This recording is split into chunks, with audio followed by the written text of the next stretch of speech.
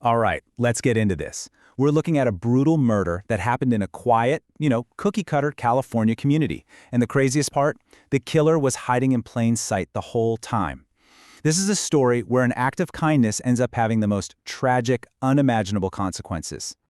Imagine being the first detective on the scene and seeing that. That's what Detective Daniel Salado walked into back in June of 2004. I mean, this wasn't just a murder. This was something else. An act of such extreme personal violence that it shook even a veteran detective to his core. So our story really kicks off on a Sunday, June 27th. Two friends, Mary and Karen, have that sinking feeling in their stomachs. Something's not right. They're on their way to check on their friend, a 72-year-old woman named Jane Thompson, because they're getting really, really worried. You see, Jane had big plans. She was supposed to be in LA for an opera date with her girlfriend Marion, but she never showed, didn't answer her phone. So naturally, Marion starts to panic and calls Jane's friends who live nearby. And that one worried phone call is what brings them to Jane's front door, where they see newspapers just piling up. Never a good sign. But when they get inside, the scene is just confusing. It's full of contradictions. On one hand, it's clearly a frenzied, rage-filled attack. I'm talking over a dozen blows to her head. But on the other hand, no signs of a struggle. The back door was open, but no forced entry. And get this, nothing was stolen. Expensive electronics, just sitting there for the taking. So you have to ask, what was this? It definitely wasn't a robbery gone wrong. This felt personal. Yeah, Detective Salado was immediately sure of one thing. Jane knew her killer. There was no doubt in his mind. So for him and his partner, Detective Sutton, the first step was obvious. You start with the inner circle, the people closest to her. Now, the two friends who found her, Mary and Karen, they had rock-solid alibis, and you could just tell their shock was real. So investigators did what they always do in these cases. They turned their attention to the romantic partner. It's just standard procedure. You always look at the spouse or partner first. And it didn't take them long to find a pretty powerful motive. It turns out Jane's girlfriend, Marion Reese, was the only beneficiary on her life insurance policy. And we're not talking small change. It was for $100,000. Suddenly, this is looking like a classic open-and-shut case of greed. Okay, so you've got a clear suspect. You've got a strong motive. The detectives head out to LA to interview Marion, probably thinking they're about to wrap this thing up. But this is where the case they thought was so straightforward takes a huge, unexpected turn. Because the second they sit down with Marion, the whole case against her just falls apart. I mean, completely crumbles. Her alibi for that night? Confirmed by several friends. No way she could have done it. She was also absolutely devastated, and here's the kicker. She had no idea she was even in the life insurance policy. So just like that, she was ruled out as a suspect. So their main theory is toast. What now? The detectives have to pivot, right? And they start wondering, could this be a hate crime?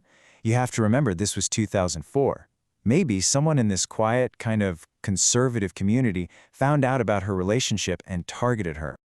But nope, another dead end. They talked to everyone in the whole complex, all 144 units, and the story was the same.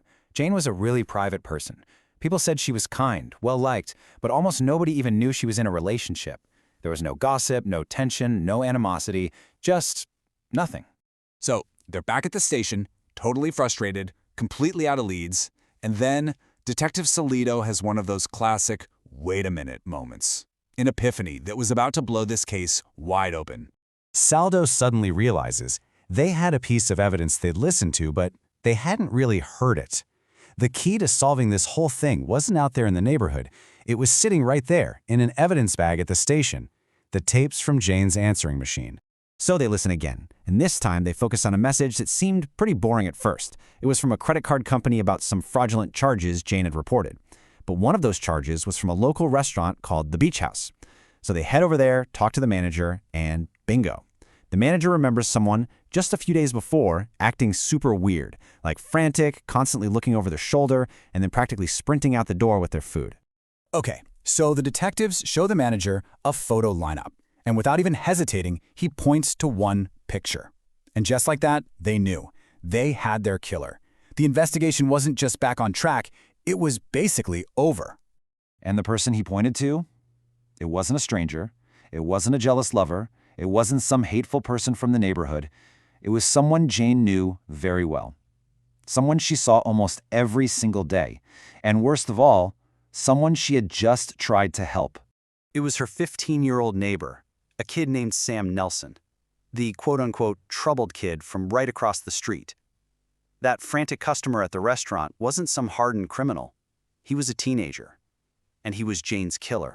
And here's the absolute tragedy of it all. This entire thing started because Jane gave him a second chance. Just days before the murder, she'd caught him stealing jewelry from her home. But instead of calling the cops on a 15-year-old kid, she confronted him and decided to give him a break. But he came back. That night, he broke in again, this time with a hammer, just to steal her credit cards. The plan wasn't to kill her, just to rob her while she was asleep. But as he was standing over her, her eyes opened. And in that moment of pure teenage panic, he attacked. Sam Nelson was arrested, and he confessed to the whole thing. The earlier burglary, stealing the credit cards, the panicked attack with the hammer. He was tried and ultimately sentenced to 25 years to life for murdering the one person who tried to keep him out of the justice system in the first place. And it just leaves you with this awful, haunting question, right? How does a second chance end in a murder? Jane Thompson saw a kid in her community who was in trouble, and she chose compassion instead of punishment. But that single act of kindness is what put her directly in the path of a panicked teenager holding a hammer. It's just a devastating reminder of how sometimes a good deed can lead to the most horrific and unpredictable end.